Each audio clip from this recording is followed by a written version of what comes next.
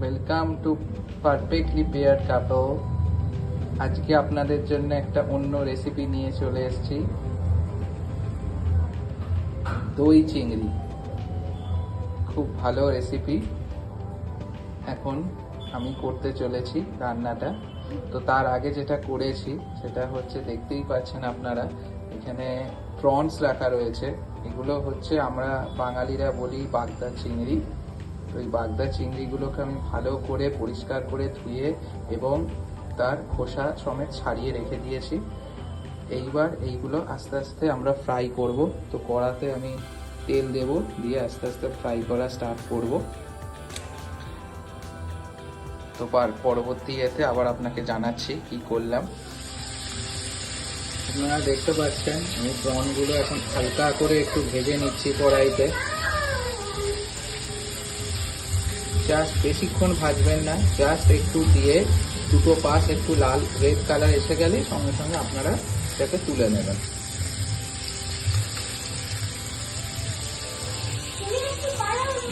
একটা সুন্দর red colour এসে গেছে। তো এবার এইগুলোকে আমরা আস্তে আস্তে তুলে নেব।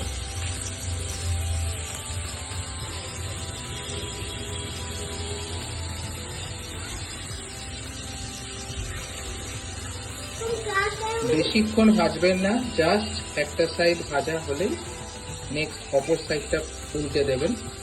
তো দেখবেন একটা সুন্দর কালার এসে যাবে। দেন আপনারা এটাকে তুলে একটা কড়াইতে রেখে দেবেন বা সাইডে রেখে দেবেন। ফ্রেন্ডস, এখন আমাদের চিংড়িগুলো ভাজা হয়ে গেছে, চিংড়ি মাছগুলো।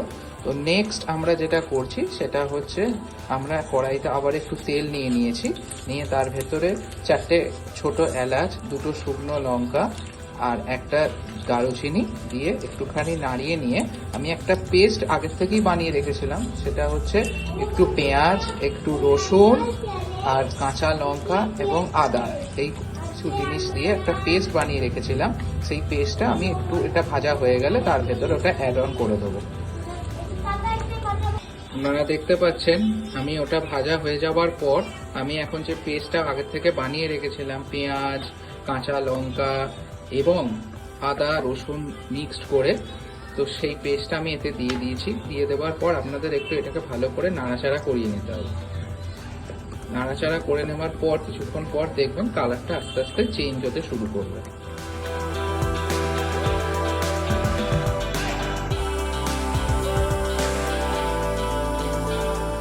বন্ধুরা, আপনারা দেখতেই পাচ্ছেন আমি পেস্টটা দেওয়ার পর একটু কিছুক্ষণ আপনাকে নাড়াচাড়া করতে হবে, কারণ এর একটা কাঁচা গন্ধ থাকে আদা রসুন বা তো সেই গন্ধটা যাতে চলে যায়, তো সেইটার জন্য একটু নাড়াচাড়া করা, একটা হাই মিডিয়াম দুটো ফ্লেমের মধ্যে আপনারা করতে পারেন।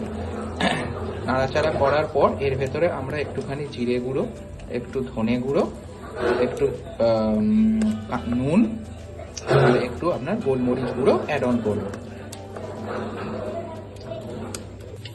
আমি সমস্ত মশলাগুলো অ্যাড অন করছি, করে আবার আপনাদের একটু ভালো করে নাড়াচাড়া করতে হবে। আপনাদের কাছে যদি শাহমরিচের গুঁড়ো থাকে, আপনারা গোলমরিচ গুঁড়োর বদলে শাহমরিচ গুঁড়োও দিতে পারেন, কারণ আমি প্রথমে যখন গোটা মশলা দিয়েছিলাম সেখানে গোটা গোলমরিচ অ্যাড অন করেছিলাম। তো সেই কারণে আপনি যদি শাহমরিচ আপনার কাছে থাকে গুঁড়ো, তো সেটাও আপনি এখানে অ্যাড অন করতে পারেন। ফ্রেন্ডস, এইটা আস্তে আস্তে কুকিং হওয়ার পর একটু নাড়াচাড়া করে নিয়ে আমি এখন এতে অ্যাড অন করলাম 1 চামচ মতো পোস্ত বাটা। পোস্ত বাটাটা দিয়ে আপনারা এটাকে একটু হাই মিডিয়াম ফ্লেমে ভালো করে একটুখানি নাড়াচাড়া করে নেবেন। আর আপনারা যদি একটু ইয়েলোইশ কালার করতে চান, তো সেক্ষেত্রে একটুখানি হলুদ গুঁড়ো হালকা আপনারা অ্যাড অন করতে পারেন। সেটা সম্পূর্ণ আপনাদের ওপর, কিন্তু যেটা পছন্দ সেরকমভাবে করবেন। তো এটাকে এখন আস্তে আস্তে করে আপনাকে নাড়াচাড়া করতে হবে যতক্ষণ না পোস্তর কালারটা একটু চেঞ্জ হয়ে যাচ্ছে।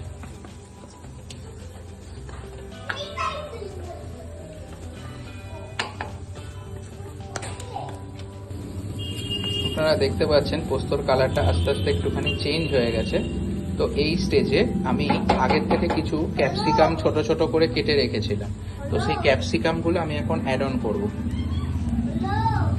এবং এই ক্যাপসিকামটা আপনাকে এই পেস্ট মশলাটার সাথে আস্তে আস্তে করে ভাজতে হবে।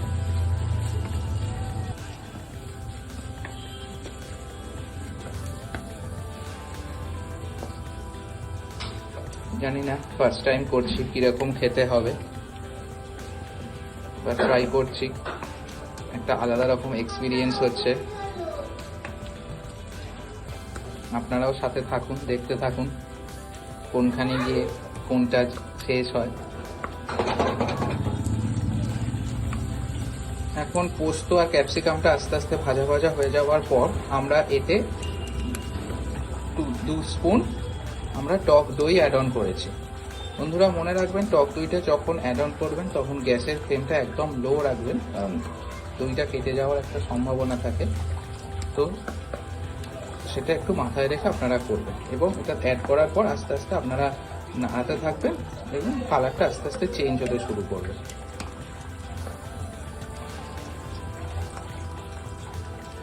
আপনারা দেখতে পাচ্ছেন এখন এইটা অনেকটাই কুক হয়ে গেছে, গ্রেভিটা আস্তে আস্তে একটু তেলটা ছাড়াও শুরু করেছে।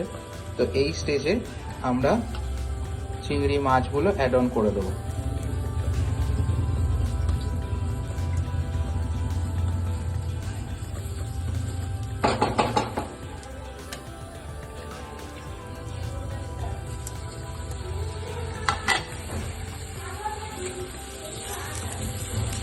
চিংড়ি মাছটা অ্যাড অন করার পর আপনারা একটু নাড়াচাড়া করে এতে একটুখানি জল দিয়ে দেবেন।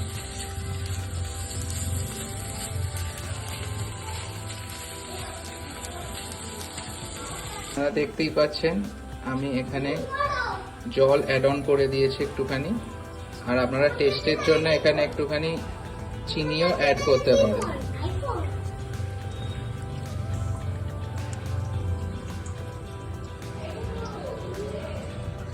দেখতেই পাচ্ছেন ফ্রেন্ডস, আস্তে আস্তে এটা ফুটতে শুরু করেছে। আপনারা দেখতে থাকুন, এটাকে আপনারা একটুখানি ভালোভাবে ফুটিয়ে নেবেন 2 থেকে 3 মিনিট, যাতে থেকে তেলটা ছেড়ে যায়। আর অবশ্যই একটুখানি টেস্টটা দেখে নেবেন, যদি কিছু অ্যাড অন করতে লাগে এই স্টেজে আপনি অ্যাড অন করতে পারেন।